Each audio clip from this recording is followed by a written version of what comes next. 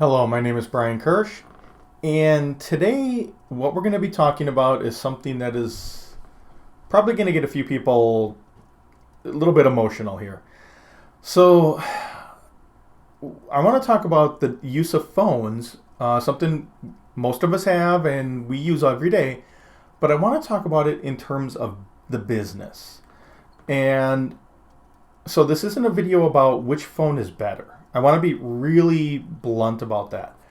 When you look at the different makes and models, they, for the most part, have very similar features, very similar hardware. They're all insanely powerful, and you can do absolutely amazing things with them. That's great. Does one have an advantage over the other? Sure. Whoever's the latest one that comes out always has the newest hardware. That's great. That is a discussion that I'm not going to get involved with. What I want to talk about it is from the enterprise side, from a company side. Let's bring it back to this level here. One of the things, in previous years, many years ago, Blackberries were the rage within a company. Everybody had to have a Blackberry. They called them, crackberries.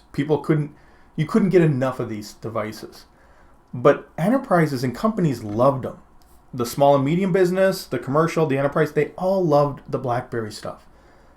And you have to ask why. It wasn't that the technology was better, like the device was better. The simple fact was, from a company standpoint, you had consistency. And when you have to support something, when you have to have your field techs, when your help desk actually do support, this type of hardware. If you have 20 different hardware platforms, that is a concern.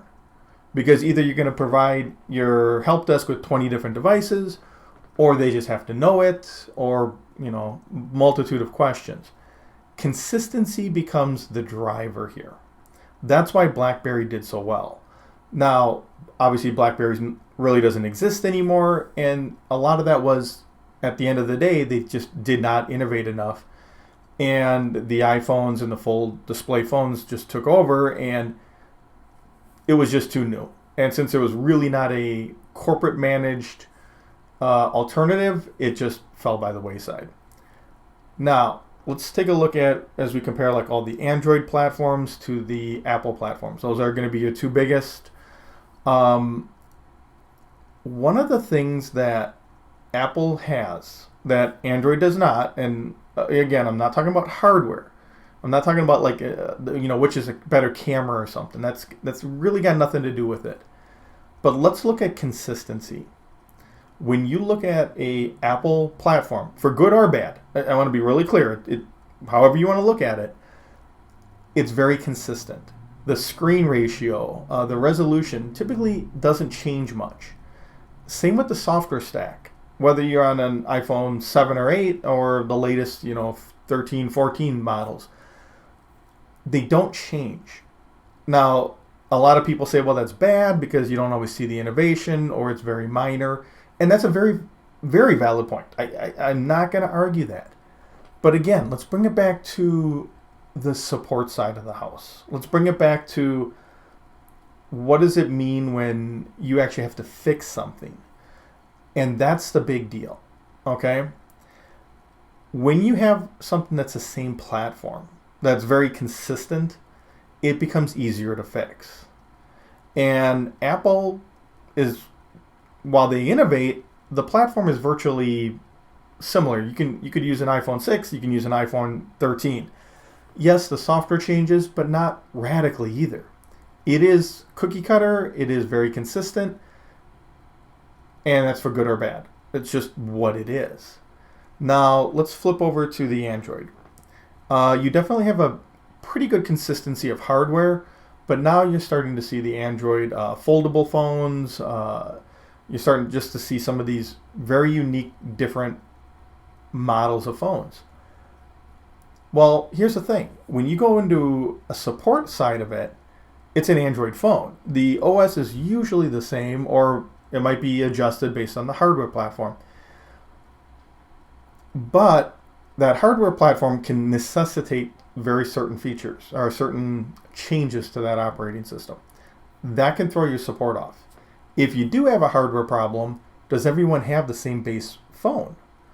And a lot of times that's not the case. In a company, you might have people with an iPhone 8, 9, 10, 11.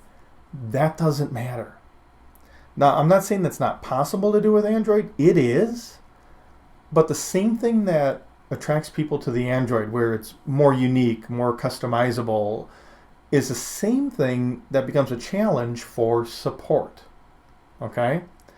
And that's not to say you can't do it, but the trick to it is how much pain do you want to put your support people through?